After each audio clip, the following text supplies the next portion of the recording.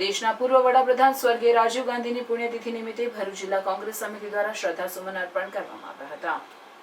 ભારતમાં કોમ્પ્યુટરની ક્રાંતિ લાવનાર તથા યુવા વયે દેશના વડાપ્રધાન બનનાર રાજીવ ગાંધી 21મી મે 1991ના દિવસે આતંકવાદી હુમલામાં મોતને ભેટ્યા હતા।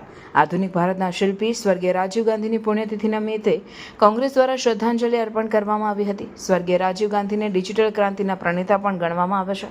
ભરૂચ જિલ્લા કોંગ્રેસ કાર્યાલય ખાતે આયોજિત કાર્યક્રમમાં જિલ્લા પ્રમુખ રાજેન્દ્રસિંહ રાણા, શહેર કોંગ્રેસ પ્રમુખ હરેશ પરમાર, વિપક્ષના નેતા શમસાદ અલી સૈયદ સહિતના આગેવાનો અને કાર્યકરોએ ઉપસ્થિત રહી સ્વર્ગીય રાજીવ ગાંધીને શ્રદ્ધાસુમન અર્પણ કર્યા હતા।